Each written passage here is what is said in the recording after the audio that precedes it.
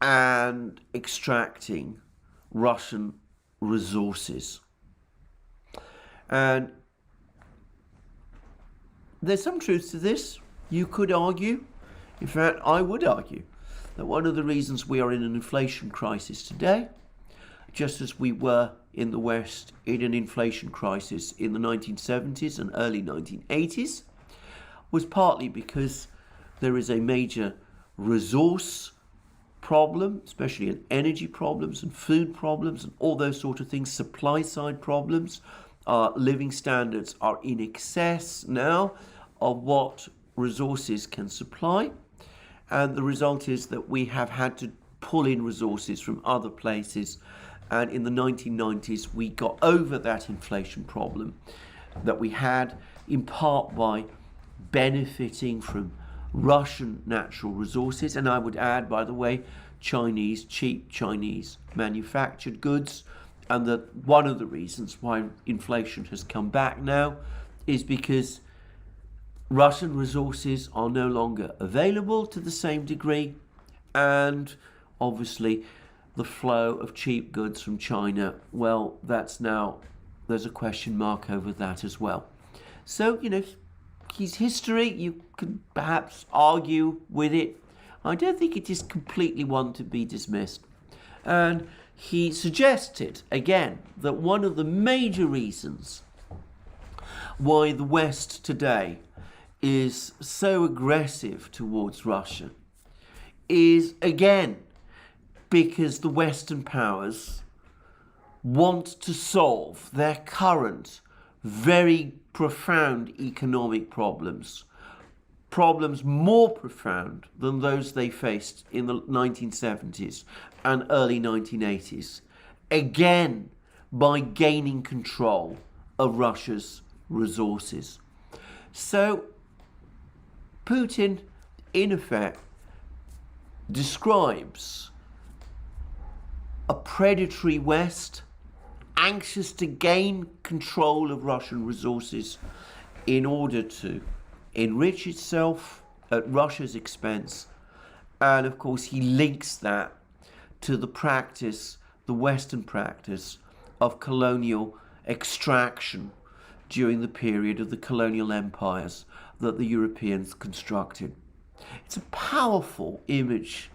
And again, you can argue with its details. You might argue with the entire concept. But I can imagine that it will gain traction amongst a lot of Russians, and perhaps also, in fact, almost certainly also, in the global south as well, and in places like India and China too. So quite an interesting speech, quite a powerful speech in its way, delivered, as always with Putin, with less than rhetorical mastery. He's not a natural orator. His speeches always read more interesting than his delivery might imply, but one which, as I said, will certainly gain a lot of traction in the West, in Russia and in the global south, even as it is going to annoy and exasperate the West. And I'm going to add just one final twist to this speech, because one other thing he did, which I am sure is going to infuriate the West, especially Western leaders especially, is that he now also spoke about the West as it senses its loss of position, as its resource base begins to fall, that the West is now becoming predatory towards itself. The different parts of the West are now feeding off each other.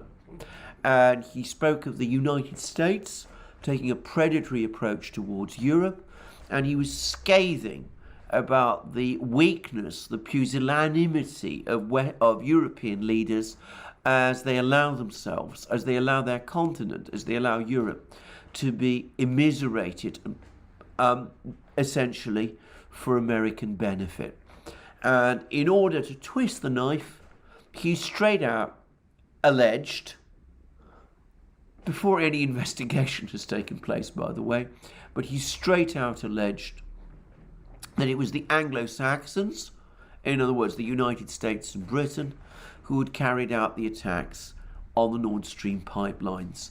That must, by the way, have been a very late admission to his speech, inclusion in his speech.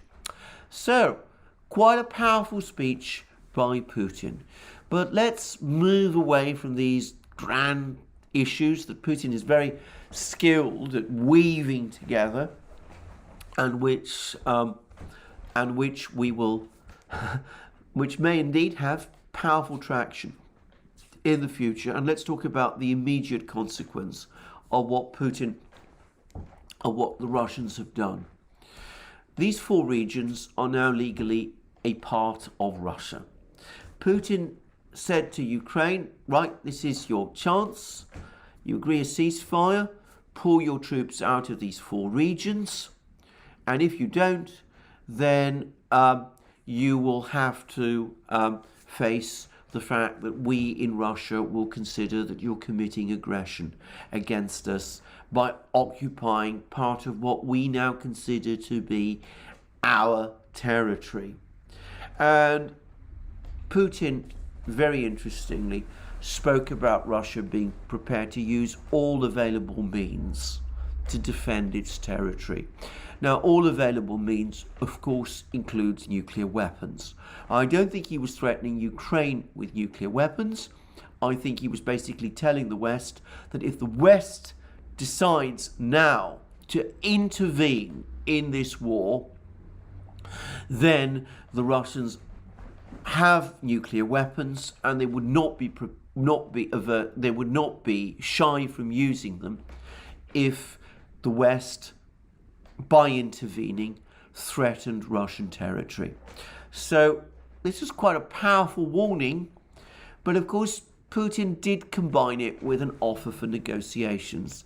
One can't possibly say what negotiations those were, what these negotiations would be about now. He has previously talked about demilitarization and neutrality and the purging of a particular ideology from Ukraine.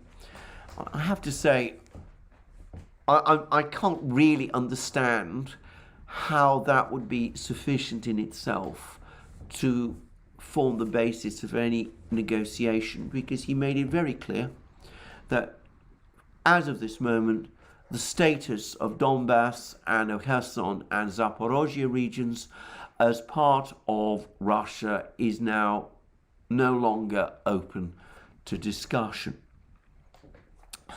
So what does that mean? Well, it is all but inconceivable. It is in fact inconceivable that Ukraine will accept this. They will continue the war.